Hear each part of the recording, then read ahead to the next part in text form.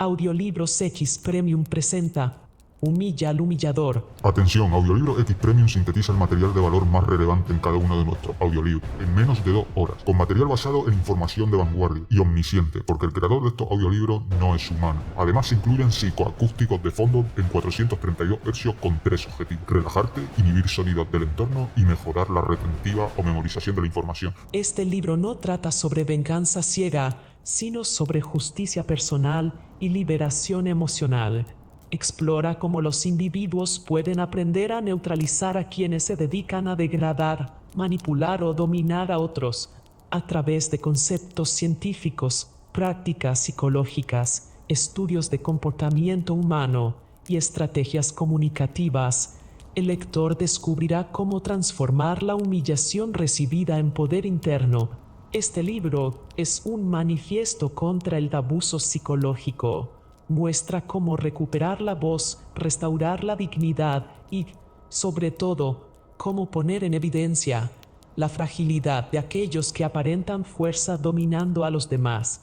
Está diseñado para ser una guía experiencial y liberadora que no solo ayuda a romper con el ciclo de la humillación, sino que entrena a la mente para colocar al humillador justo donde pertenece, en la insignificancia.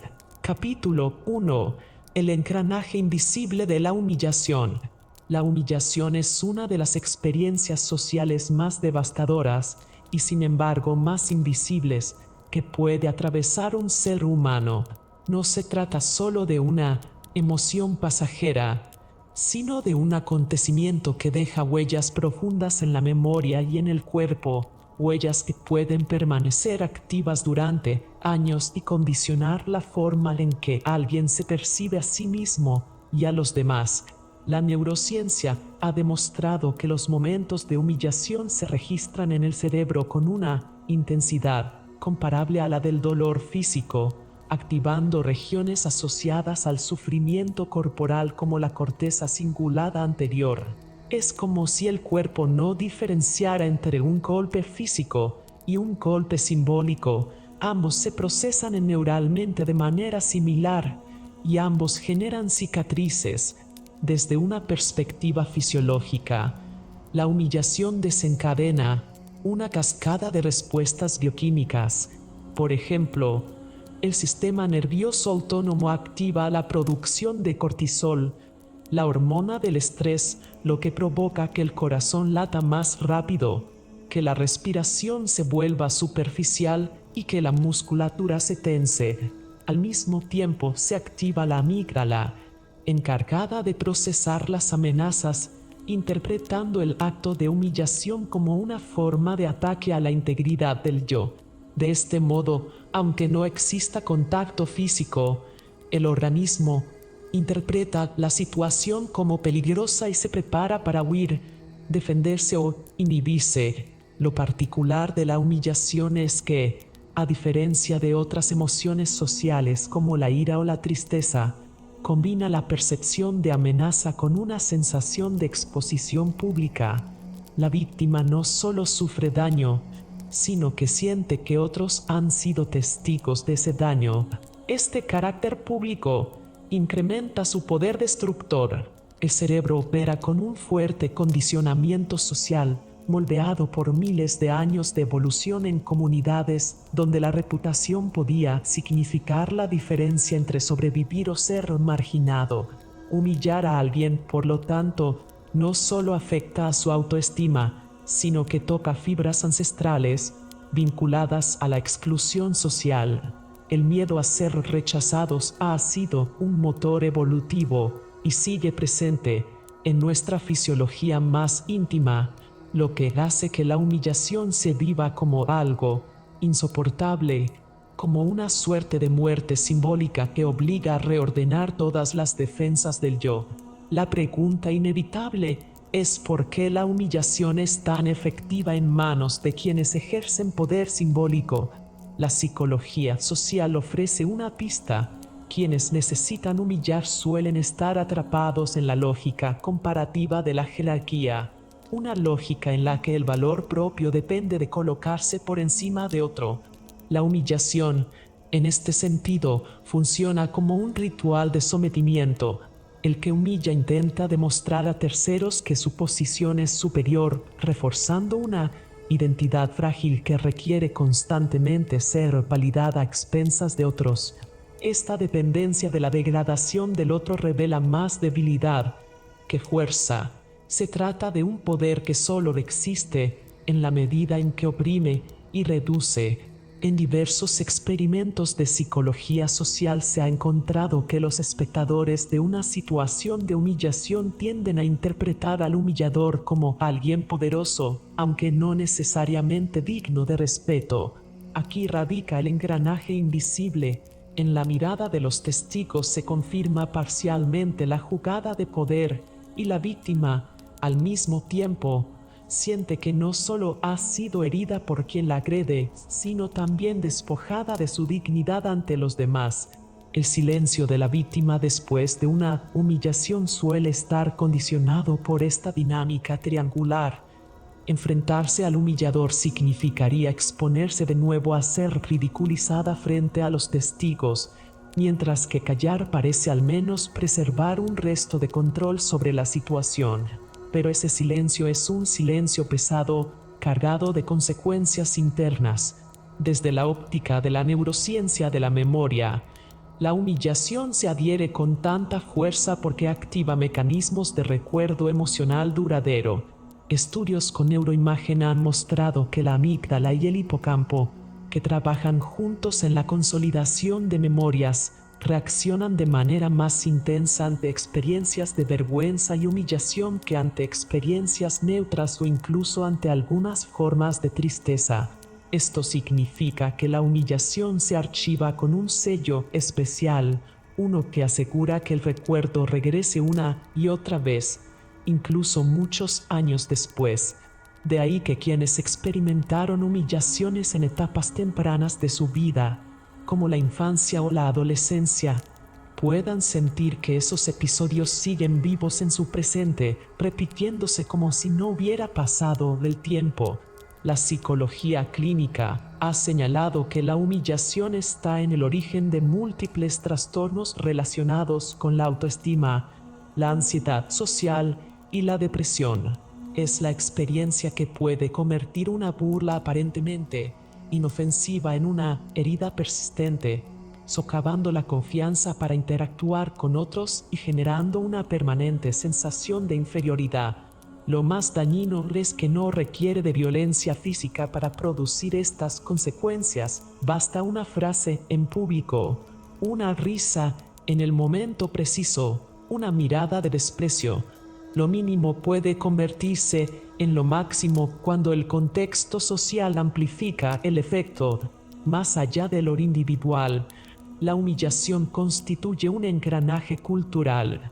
Sociedades enteras han utilizado este mecanismo como forma de organización, desde rituales de iniciación que someten al novato a pruebas de degradación hasta jerarquías laborales en las que el superior exhibe su mando mediante reprimendas públicas. La humillación ha funcionado como una narrativa silenciosa que establece quién puede mandar y quién debe obedecer. Incluso en entornos modernos como la política o las redes sociales, la humillación sigue siendo un recurso poderoso. Un político que ridiculiza a su oponente obtiene una forma de capital simbólico, mientras que en la cultura digital, los linchamientos colectivos convierten la humillación en espectáculo. En este sentido, la humillación es un pilar invisible de las dinámicas de poder porque establece fronteras jerárquicas sin necesidad de ejercer coerción física directa. Los estudios de biología social sugieren que la humillación puede alterar de manera significativa los patrones de conducta de los individuos expuestos. Una persona humillada en un puesto de trabajo puede reducir su creatividad, evitar riesgos o dejar de aportar ideas, porque el cerebro, al registrar la humillación, anticipa nuevos peligros y bloquea los impulsos expresivos.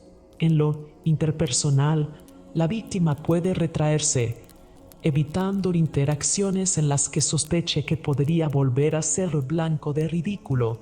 Este cierre relacional no solo empobrece su vida social, sino que la priva de la posibilidad de recibir apoyo. Así, la humillación se convierte en un mecanismo que no solo silencia a la víctima, sino que perpetúa su aislamiento. La paradoja es que, aunque se trata de una de las experiencias emocionales más intensas, la humillación es también uno de los fenómenos menos discutidos abiertamente. Quienes la sufren rara vez relatan su experiencia en detalle, porque hacerlo implica revivir el dolor y, además, correr el riesgo de exponerse a que otros no la valoren como significativa. Esa doble mordaza hace que las heridas queden invisibles.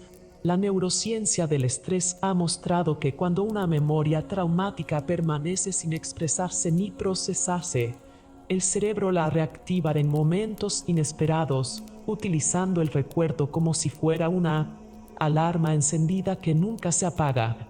Existen también diferencias culturales en cómo se interpreta y se perpetúa la humillación. En algunos contextos, el honor y la reputación son valores centrales, por lo que la humillación puede desencadenar respuestas extremas, como la violencia o la necesidad de restaurar la imagen mediante actos drásticos. En otros, donde predomina el individualismo, la humillación puede convertirse en un drama más silencioso pero igualmente dañino, corroído por la vergüenza interior. Lo constante entre culturas es la percepción de la humillación como un atentado contra la dignidad, un tipo de agresión que se dirige directamente al núcleo identitario de la persona. El engranaje invisible de la humillación se compone, entonces, de varios niveles superpuestos: neurológico, fisiológico, psicológico, social y cultural. Ninguno puede aislarse por completo de los otros. El cuerpo experimenta la adrenalina y el cortisol, el cerebro archiva la memoria con fuerza inusual, la mente absorbe el mensaje de inferioridad y la sociedad valida la dinámica al darle un espacio en la estructura jerárquica. Esta complejidad impide pensar la humillación como un simple evento pasajero. Es mejor entenderla como una tecnología social del poder, capaz de modificar conductas individuales y reforzar órdenes colectivos. Si se observa con detenimiento, se aprecia por qué la humillación es tan persistente en la historia humana. No es un accidente, sino un mecanismo. Alguien que humilla reafirma su posición a través del sufrimiento ajeno. Alguien que presenció el acto comprende subliminalmente dónde se encuentran las fronteras del poder, y la víctima carga con el peso de saberse vulnerable ante los ojos de todos. Este engranaje opera con tanta eficacia justamente porque no necesita ser explícito, no hace falta enunciar la jerarquía. Basta con mostrarla en acción una vez para que quede inscrita en la memoria colectiva. El silencio de las víctimas no debe interpretarse como aceptación, sino como resultado del desequilibrio del sistema. El cuerpo calla porque sabe que hablar implicaría exponerse a repetir la herida. El yo se protege mediante la retirada, aunque esa retirada suponga alimentar el aislamiento y la culpa. Así funciona este engranaje invisible, con un motor biológico que responde al peligro, con una estructura psicológica que conserva el recuerdo, con un marco social que valida la jerarquía y con una cultura que normaliza la exhibición del otro como inferior. Por eso, quien lo atraviesa puede sentir que jamás se recupera del todo, porque, en el fondo, lo que la humillación desmantela no es un momento específico ni una emoción inmediata, sino la sensación de dignidad misma que sostiene la vida psíquica y relacional de cualquier ser humano. Capítulo 2. Del dolor a la clarividencia emocional. La experiencia de la humillación suele dejar una huella que en un principio se confunde con una cicatriz permanente. Nadie está preparado para recibir públicamente una mirada de desprecio, una palabra que desarma, un gesto que reduce nuestra dignidad a la nada. La psique humana, orientada a protegerse y a conservar la pertenencia al grupo, percibe la humillación como una amenaza existencial. Nos paraliza porque interpreta que, ante testigos, hemos perdido valor social. Sin embargo, ese mismo dolor, intensísimo y demoledor, puede convertirse en la puerta de acceso a una percepción psicológica más clara. El dolor revela estructuras invisibles, patrones emocionales, dinámicas de poder y narrativas ocultas en la interacción humana. Lo que inicialmente parece solamente una agresión injustificable puede, con la práctica adecuada, transformarse en una oportunidad para desarrollar una visión estratégica, libre del automatismo del miedo. El primer paso para comprender este tránsito es reconocer la naturaleza del impacto emocional de la humillación. Cuando alguien intenta rebajarnos, nuestro sistema nervioso entra en modo de supervivencia. La amígdala, activada con intensidad, dispara la sensación de peligro. El corazón se acelera, las manos sudan, las palabras desaparecen en la boca. Es una reacción automática que no distingue entre un ataque físico y uno simbólico. El cuerpo entiende que está siendo amenazado. Desde esta perspectiva biológica, es natural que perdamos claridad en el momento. Sin embargo, al analizar la escena después, notamos que los efectos perduran en forma de pensamientos recurrentes, de repeticiones mentales de la escena, acompañadas por emociones de vergüenza y rabia. Esta repetición mental es uno de los mecanismos más poderosos que perpetúan la herida. Es aquí donde se abre la oportunidad de dirigir la energía hacia otra vía, usar la memoria no para reforzar la sumisión, sino para extraer significados ocultos. La humillación expone la estructura de poder en la relación. Quien humilla busca afirmar control, exhibir superioridad o neutralizar la autoestima del otro para garantizar que no represente amenaza. Estudios en psicología social han demostrado que la humillación es un recurso frecuente en entornos jerárquicos rígidos, donde la seguridad personal depende de la obediencia o de la sumisión. En contextos escolares, laborales e incluso familiares, funciona como una técnica de control basada en el dolor psicológico. Sin embargo, cuando el individuo logra tomar distancia emocional, empieza a detectar un patrón revelador. La humillación dice más sobre la inseguridad interna del humillador que sobre el valor de la víctima. Esta inversión del significado es lo que inaugura el tránsito hacia la clarividencia. Descubrir que la ofensa es una confesión indirecta de debilidad ajena debilita el impacto del ataque. La claridad comienza al entender que lo que buscaba someternos es, en realidad, evidencia de la fragilidad de quien agrede. Llegar a esa conclusión de manera estable requiere entrenar la mente. No basta con una comprensión racional momentánea. Las emociones se encaraman sobre nuestras percepciones más rápidas. Por ello, técnicas de reprogramación mental juegan un papel crucial. Una de ellas consiste en la reinterpretación deliberada. Cuando la escena de la humillación regresa a la memoria, en lugar de reproducirla pasivamente, el individuo introduce un cambio consciente en la narrativa interna. Puede añadir un pensamiento como: esto es un reflejo de la necesidad de poder de esa persona, no de mi valor, o incluso imaginar que la voz del humillador suena caricaturesca, debilitando la carga emocional. La memoria entonces se reescribe poco a poco, hasta que el recuerdo deja de activar la herida y comienza a activar una sensación de observación externa. Este proceso es lento pero liberador, pasa de reacción a estrategia, de vulnerabilidad a análisis. La resiliencia emocional se nutre de este tipo de ejercicios. Estudios sobre la recuperación tras experiencias de humillación señalan que los sujetos que practican la autoobservación consciente desarrollan mayor tolerancia al rechazo y mayor capacidad de confrontar conflictos sin quedar atrapados en emociones desbordadas. Una técnica útil es la atención plena, enfocada en la emoción física que brota ante el recuerdo.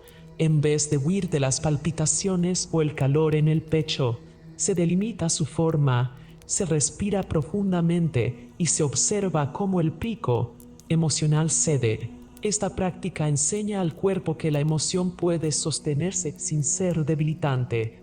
Con la repetición, el cerebro aprende a no temer la respuesta fisiológica y, en consecuencia, reduce la intensidad de futuros episodios. La autoconciencia no se limita así a una noción abstracta, sino que se convierte en una habilidad fisiológica entrenada. La clarividencia emocional implica también saber interpretar, con cierta frialdad analítica, las verdaderas intenciones del humillador.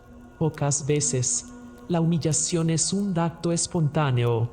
Suele responder a una necesidad de crear jerarquía inmediata, mostrar poder o intimidar para prevenir resistencia. Observar la escena desde la distancia psíquica permite ver cómo, más allá de las palabras, lo que hay es una estrategia de control social.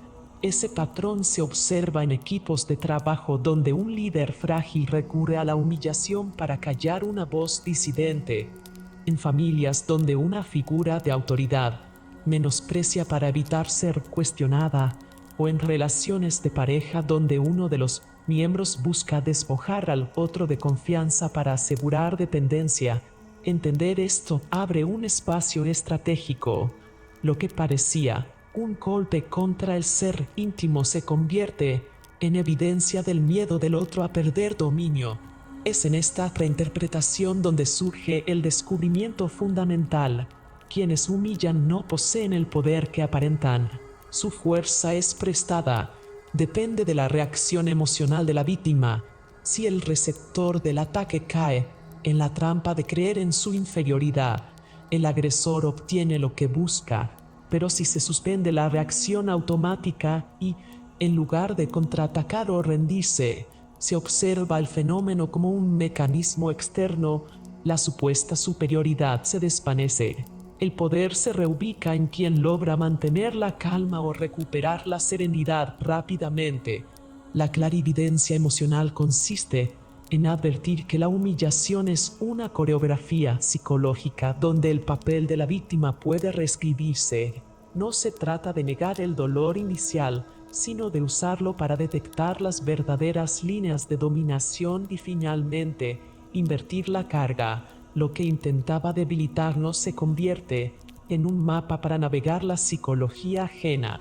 Este tipo de visión puede complementarse con prácticas cotidianas de reprogramación mental. Una de las más eficaces es el ejercicio de reencuadre, que consiste en escoger palabras de poder distintas a las que el humillador intenta imponer. Si la agresión nos nombra como incapaces o débiles, el reencuadre transforma esas etiquetas en un recordatorio de que la capacidad se demuestra en la resiliencia y que la fortaleza real consiste en no reaccionar de forma automática. Otro ejercicio útil son las afirmaciones estratégicas, en las que se entrena la mente a recordar, antes de entrar en interacciones potencialmente hostiles, que la dignidad no depende de la opinión ajena. Estas frases se repiten no como un mantra vacío, sino como un acondicionamiento mental para preparar el sistema nervioso y disminuir la vulnerabilidad a la vergüenza. La autoconciencia se expande también al nivel del reconocimiento de patrones históricos de la propia vida. Muchas veces, la intensidad del dolor presente tiene raíces en humillaciones pasadas que nunca fueron procesadas. Al identificar esta cadena de experiencias, la persona comienza a notar que reacciona no solo al acto actual, sino a toda una red de recuerdos no resueltos. Este descubrimiento es crucial porque abre la posibilidad de cortar la repetición.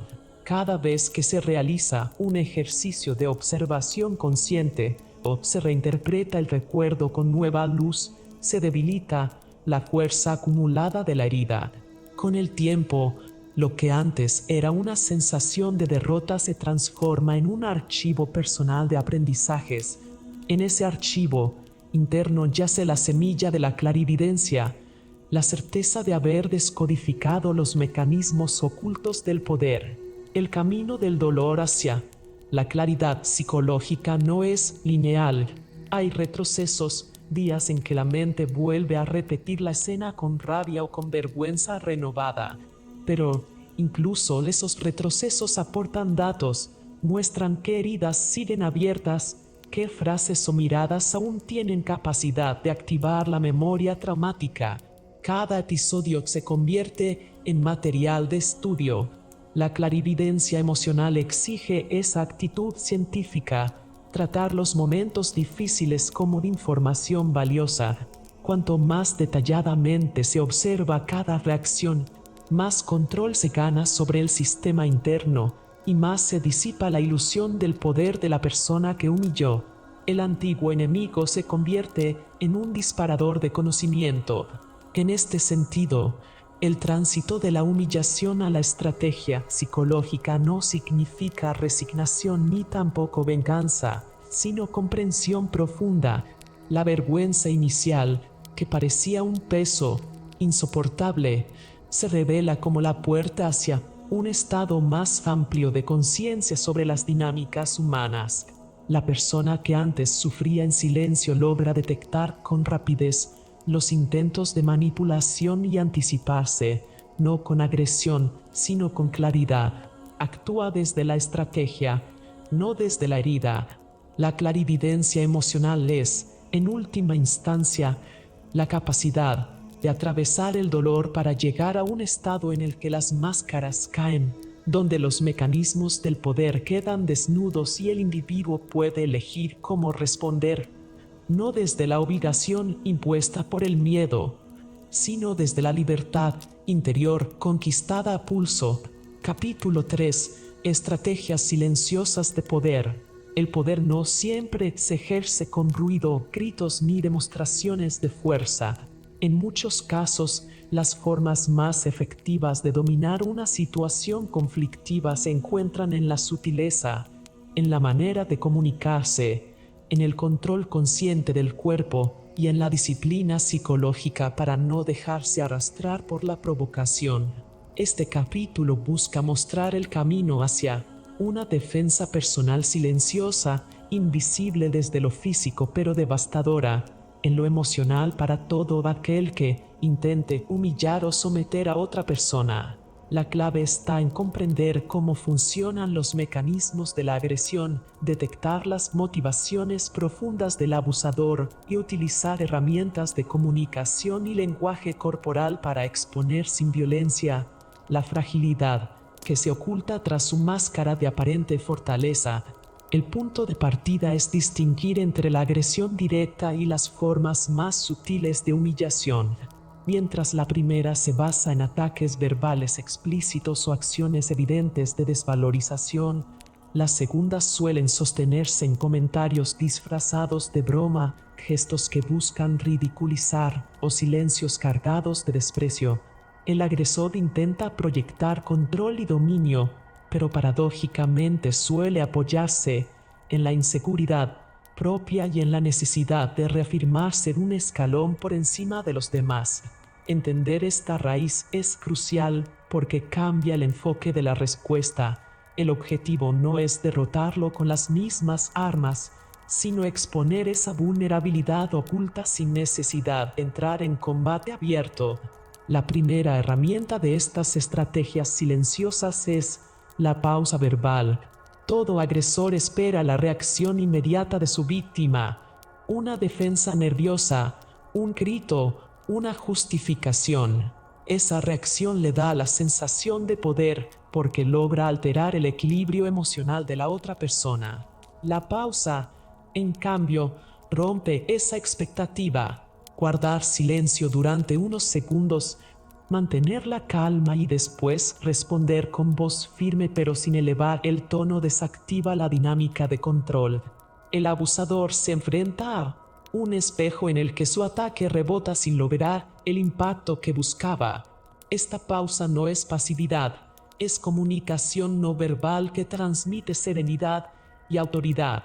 Conectada a la pausa se encuentra la técnica de la pregunta invertida. En lugar de responder con un contraataque, se devuelve la carga al agresor con una pregunta que desvela la intención oculta de su comentario. Por ejemplo, a un comentario despectivo disfrazado de chiste, se puede replicar con un tranquilo ¿qué quieres decir exactamente con eso? Este giro obliga al otro a explicar algo que, en la mayoría de los casos, no tiene fundamento y queda expuesto. No se trata de discutir ni de buscar aprobación, sino de exhibir la fragilidad de comentarios construidos sobre la burla. El lenguaje corporal es otro escenario en el que se juega el poder. El abusador percibe debilidad cuando ve posturas cerradas, hombros encogidos o mirada evasiva. Por el contrario, mantener la espalda recta, los hombros abiertos y el contacto visual sereno proyecta un mensaje silencioso de firmeza. Lo importante es no confundirlo con la actitud desafiante, porque esta invita a la confrontación abierta. La clave es la neutralidad poderosa, una postura que no ataca, pero tampoco se somete.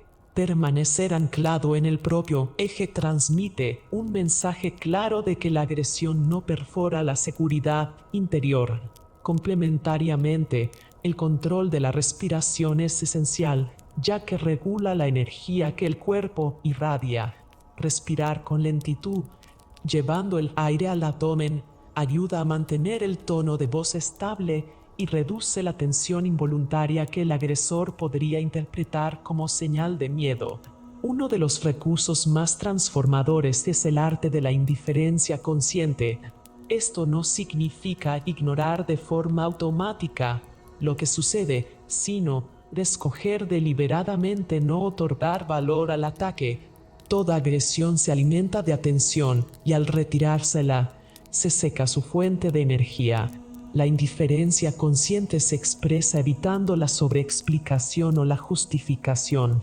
Muchas veces basta con un gesto breve de asentimiento, una media sonrisa o simplemente cambiar el foco de la conversación hacia un tema que desplace el centro de atención.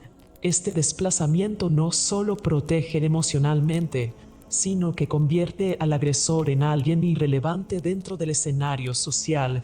Lo que para él era un intento de protagonismo se transforma en un vacío incómodo que revela la futilidad de su acción. Más allá de estas técnicas, es fundamental entender la psicología detrás de quien humilla. Gran parte de las conductas humillantes provienen de la necesidad de reafirmar una identidad frágil. El agresor intenta provocar inseguridad en otros porque teme reconocer la suya.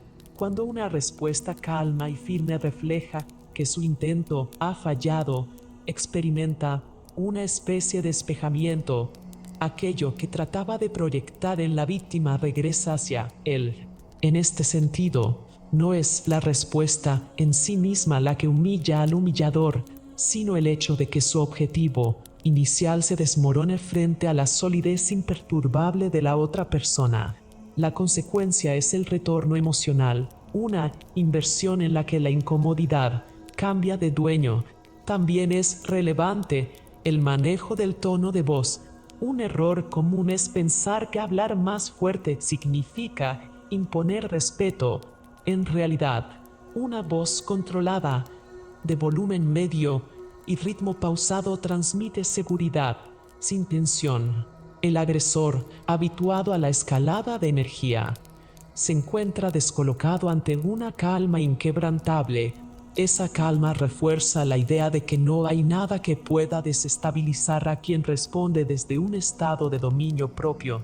La voz se convierte en un instrumento de poder no agresivo, cargado de sutileza y autoridad. La ironía estratégica es otra herramienta poderosa cuando se sabe utilizar con precisión. No se trata de ridiculizar de manera cruel, sino de devolver con elegancia una respuesta que ponga en evidencia lo absurdo del ataque.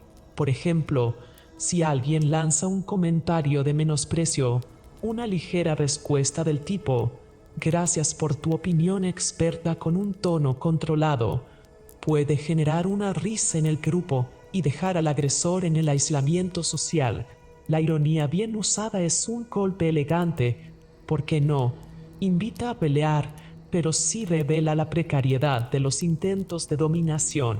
Dentro de las estrategias silenciosas de poder también se encuentra el principio de la redirección. Así como en disciplinas de artes marciales se utiliza la energía del contrario para desequilibrarlo, en la comunicación se puede tomar el comentario hostil y redirigirlo hacia un terreno inesperado. Si alguien acusa de incompetencia, en lugar de defenderse, se puede responder con serenidad: "Me interesa tu perspectiva, ¿podrías darme un ejemplo claro de lo que dices?". Con esta maniobra, el agresor queda obligado a respaldar sus palabras, y la experiencia muestra que raramente tienen fundamentos sólidos. El ataque pierde fuerza al tener que sostenerse con argumentos que no existen. Un elemento que refuerza todas estas estrategias es la consistencia en el comportamiento. No basta con aplicar estas técnicas de manera aislada. Es necesario mantener un patrón coherente que consolide la imagen de una persona que no se deja arrastrar, que responde desde la calma y que no entrega el control emocional a otros. Esa consistencia, con el tiempo, genera una aura de respeto en el entorno. Quien intenta humillar identifica progresivamente que no tiene terreno fértil y que sus ataques se vuelven cada vez más irrelevantes. La neutralización silenciosa del agresor también tiene un efecto sobre los observadores. En toda situación de humillación suele haber terceros presentes, y ellos se convierten en testigos que refuerzan el desenlace de la interacción. Cuando alguien responde con control, con ironía fina o simplemente con indiferencia, la percepción social se inclina a su favor. El agresor queda expuesto no solo ante su víctima directa, sino ante todos, y esa exposición es muchas veces más poderosa que cualquier respuesta frontal. La humillación entonces se invierte, porque el que pretendía quedar en una posición superior termina viéndose reducido por su propia estrategia fallida. La aplicación práctica de estas tácticas requiere entrenamiento interior. No se trata simplemente de recordar frases o posturas, sino de cultivar la capacidad de mantener el autocontrol en medio de la tensión.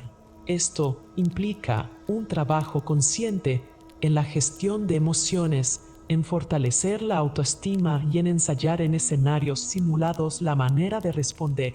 Quien logra este entrenamiento adquiere un tipo de armadura invisible, construida con calma y seguridad, capaz de resistir agresiones sin proyectar fragilidad. Cada una de estas maniobras, desde la pausa verbal hasta la indiferencia consciente, forma parte de un repertorio silencioso de poder. No implican violencia ni agresión directa, sino el manejo avanzado de la comunicación y la psicología interpersonal. Su eficacia reside en que transforman la dinámica. El agresor deja de tener control, mientras que la persona que recibe el ataque conserva su centro y expone la debilidad ajena. Ese es el verdadero acto de justicia emocional, un camino silencioso pero firme hacia la libertad personal frente a los intentos de humillación. Capítulo 4. El espejo roto del humillador. El humillador suele presentarse como alguien fuerte, seguro, incluso invencible. Su discurso está cargado de frases cortantes, de miradas despectivas y de gestos que parecen subrayar su superioridad preestablecida. Sin embargo, esa fachada le es solo un espejismo. Detrás de la máscara de prepotencia y fuerza se esconde un individuo profundamente quebrantado en su interior, un ser que utiliza la humillación como estrategia, como mecanismo de supervivencia y como recurso desesperado para encubrir heridas antiguas que nunca llegó a sanar. Analizar esa psicología no es justificar la conducta dañina, sino comprender el origen de su funcionamiento, lo que a su vez otorga a quien recibe el ataque una nueva manera de posicionarse frente a él. Allí nace el poder de cambiar la perspectiva. El gigante se reduce al tamaño de su propia fragilidad. La humillación no surge de la nada. Psicológicamente, se entiende como un acto de proyección. El humillador deposita en otros aquello que rechaza de sí mismo, aquello que le resulta insoportable de aceptar frente a su propio espejo. El insulto, la burla o el intento de minimizar al otro no están dirigidos solamente a la víctima del momento, sino que son un eco de una batalla interna que él mismo es incapaz de enfrentar. Cada palabra hiriente busca construir un escenario ficticio en el que él momentáneamente deja de sentirse pequeño, abandonado o insuficiente, como una droga emocional. La humillación genera una sensación efímera de control, pero no resuelve el abismo de su vacío interno. Las inseguridades del humillador suelen gestarse en etapas tempranas de la vida, cuando la identidad todavía está en formación. Un niño expuesto a críticas constantes, a la falta de reconocimiento, a la comparación desmedida con otros, puede desarrollar una percepción frágil de sí mismo. Más adelante, en la adultez, esa fragilidad puede disfrazarse tras un comportamiento agresivo. El mecanismo es más sencillo de lo que parece. Si logro que los demás se sientan menos, yo me sentiré más. Esta es la lógica torcida que guía al humillador, un razonamiento nacido del dolor y cristalizado en una estrategia relacional fallida. En lugar de sanar, decide atacar. En vez de reconocer sus grietas, opta por exponer las ajenas. La necesidad de control es otra pieza fundamental del rompecabezas. Muchos humilladores sienten que la vida los ha desbordado en algún punto. Crecieron sintiéndose ignorados, impotentes o invisibles. Ante esa carencia, buscan el dominio externo como una forma de no volver a experimentar la misma incontenible sensación de vulnerabilidad. La humillación, entonces, se convierte en una herramienta de sometimiento psicológico. No es casual que se dé en entornos jerárquicos, laborales o familiares, donde existe un margen de poder diferenciado. El humillador necesita recordarse que tiene el control, aunque sea a costa de generar miedo o dolor en quienes lo rodean. Lo que parece superioridad es en realidad el reflejo directo de su temor a perder lo poco que siente tener. La autoestima vacía es también un elemento clave. El humillador no se ama, no se reconoce valioso en esencia, y su imagen interna se encuentra erosionada. Alguien que habita en la falta permanente de autoaceptación busca un sostén externo para validarse. Allí es donde aparece la necesidad de mirar a otros hacia abajo, con la ilusión de que él está en un lugar más alto. Sin embargo, esa autoestima es tan fugaz como dependiente del acto de humillar. Sin víctimas que sostengan su fantasía de altura, vuelve a sentirse derrumbado. En este sentido, la autoestima del humillador es un castillo de arena levantado sobre la playa. Basta con que el oleaje se lleve lo externo para que todo se derrumbe.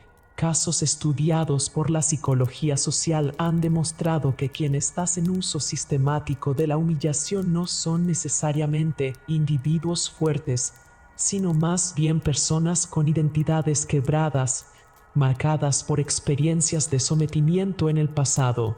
Es frecuente encontrar un historial de haber sido humillado antes, de haber vivido en un entorno en el que la burla, la crítica y la desvalorización eran moneda corriente.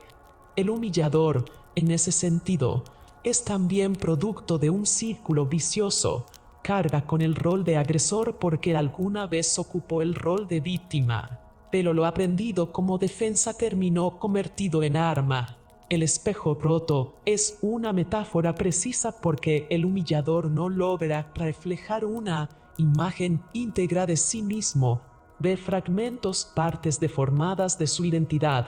Cuando intenta ver autoestima, se encuentra con pedazos de inseguridad. Cuando busca grandeza, tropieza con recuerdos de carencia. Así que prefiere usar a los demás como su espejo.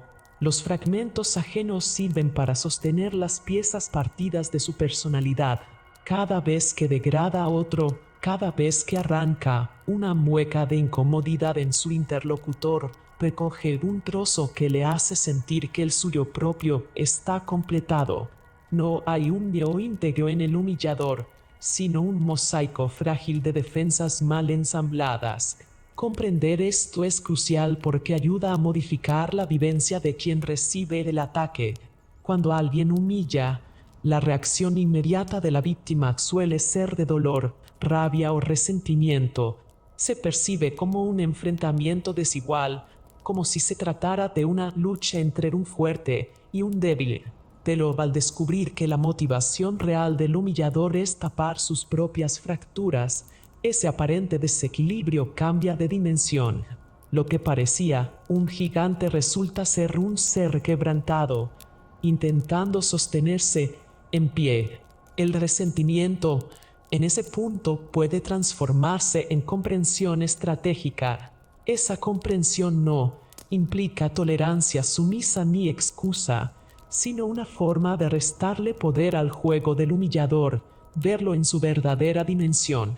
En entornos laborales, por ejemplo, abundan casos en que jefes o figuras de poder utilizan la humillación como recurso para controlar equipos. Sus críticas no constructivas, sus comparaciones constantes y sus bromas hirientes generan un clima de tensión que aparentemente refuerza su autoridad. Sin embargo, estos mismos perfiles suelen ser los más inseguros en su rol, temerosos de perder su posición o de ser superados. Detrás de cada comentario destructivo se esconde el miedo al reemplazo, a no ser lo suficientemente competente. Descubrir esta raíz invisible permite a los subordinados interpretar sus golpes verbales con menos devastación, entendiendo que no son un reflejo de su propio valor personal, sino un síntoma de la fragilidad del otro. Lo mismo ocurre en dinámicas familiares, padres que humillan a hijos, hermanos que compiten degradándose o parejas que usan el sarcasmo hiriente como recurso constante. En cada una de estas escenas, la humillación cumple una función de desplazar las propias frustraciones hacia el otro. La pareja que ridiculiza en público otorga más información sobre su inseguridad que sobre las supuestas fallas de quien recibe la burla. El padre que señala reiteradamente los errores de su hijo, sin reconocer sus aciertos, está proyectando las críticas que alguna vez recibió y nunca pudo gestionar. Así, la humillación se convierte en un legado no deseado, un lenguaje aprendido que se repite de generación en generación si no se identifica y detiene. La psicología clínica sostiene que el humillador padece un desajuste en la manera en que regula su propia emoción interna.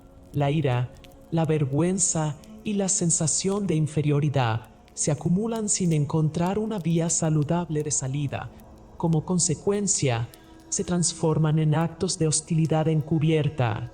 La humillación es una manera indirecta de liberar esa presión emocional. Al ridiculizar, al hacer sentir menos a otro, se alivia temporalmente el nudo interno, aunque solo sea por unos minutos, pero inmediatamente después el vacío regresa, lo que genera un ciclo repetitivo. El humillador queda atrapado en su propio mecanismo, incapaz de generar recursos más sanos de autovalidación.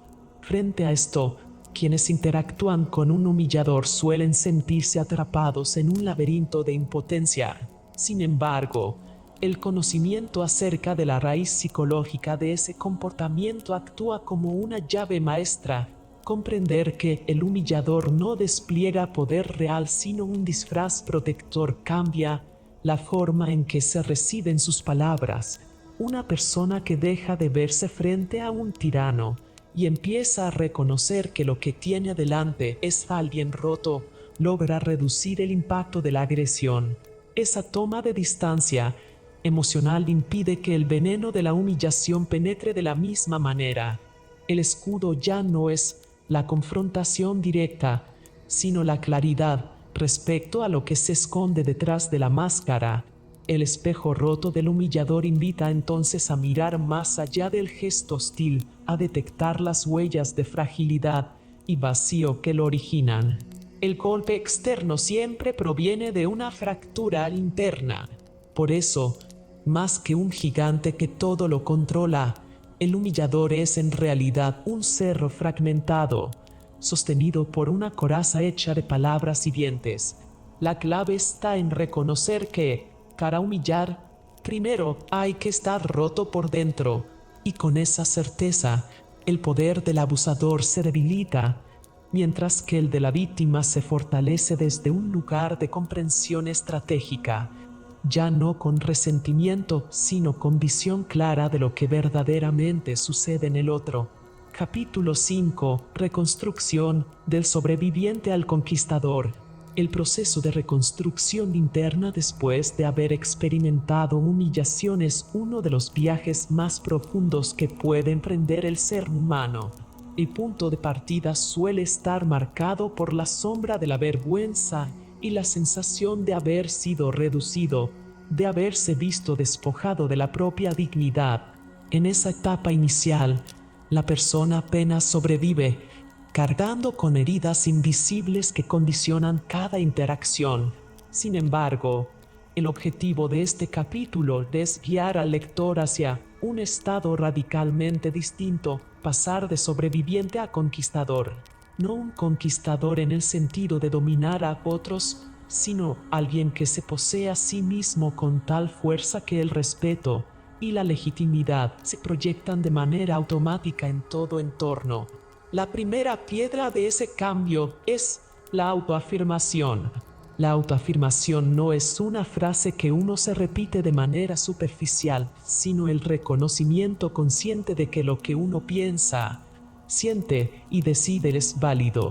Durante mucho tiempo, una persona que ha sido humillada puede actuar bajo la premisa inconsciente de que su voz importa menos que la de los demás, como si su presencia necesitara ser justificada. La reconstrucción comienza cuando se rompe ese guión interno. El lector tiene que entrenar su mente cada día para recordar que no es inferior a nadie y que el valor personal no depende de la aprobación externa. La técnica que suele funcionar con mayor efectividad es el anclaje en el presente, observar el propio cuerpo, respirar profundamente y afirmar de manera interna, sin necesidad de voces externas, que se tiene derecho a ocupar espacio, a ser escuchado y a ser respetado.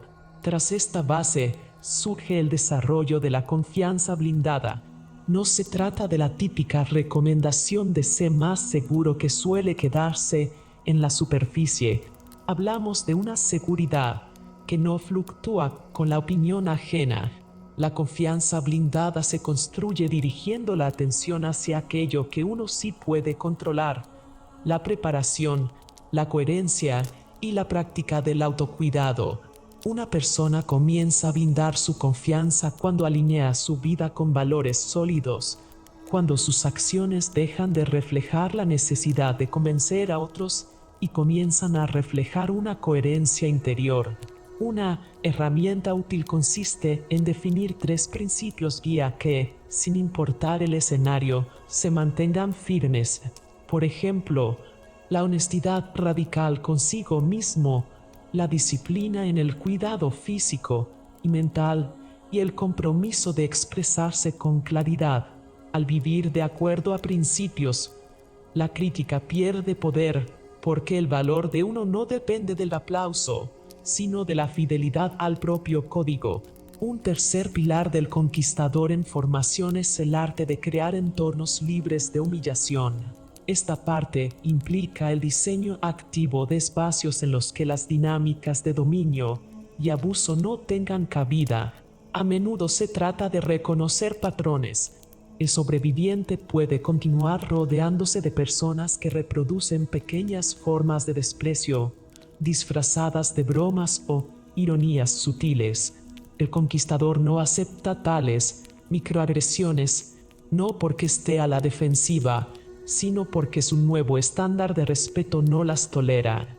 Reconstruirse significa aprender a identificar de inmediato esas dinámicas y establecer límites claros y firmes. Un límite no es una amenaza ni una petición desesperada, sino una declaración serena de hasta dónde se permite llegar a otros en la interacción.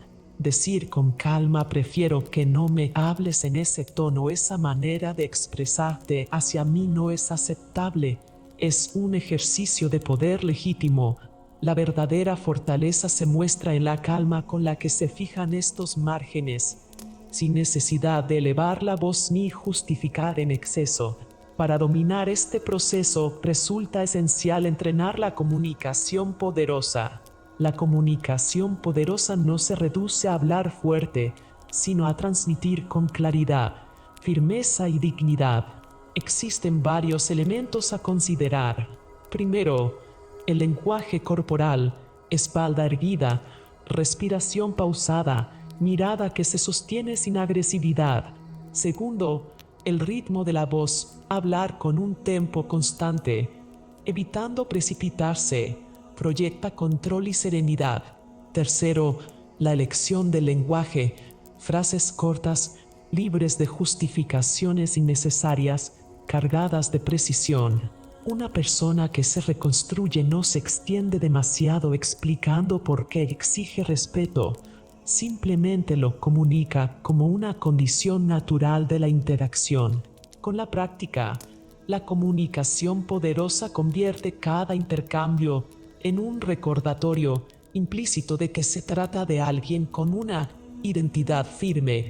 La reconstrucción no está completa sin el fortalecimiento de límites inquebrantables. Un límite inquebrantable no depende del estado emocional del momento, sino que es un principio previamente definido. Para establecerlos, el lector necesita detallar en privado qué conductas son inaceptables y qué acciones tomará si alguien las traspasa.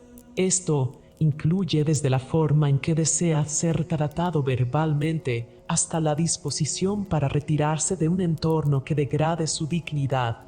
El conquistador no ruega que se le respete, establece su estándar y actúa en consecuencia.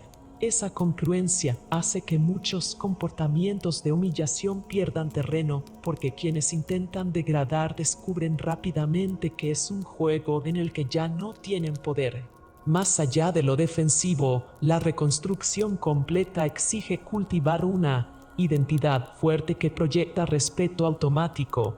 La identidad es un conjunto de creencias sobre quién es y qué se merece. Cuando esa identidad es débil, las humillaciones del pasado se convierten en etiquetas que la persona carga consigo. El sobreviviente internaliza frases, insultos o experiencias de ridiculización y permite que se filtren en su sentido de sí mismo. En cambio, el conquistador formula una narrativa propia que reescribe su historia. Ya no se define como alguien que fue humillado, sino como alguien que venció la adversidad y que ahora encarna un poder sereno.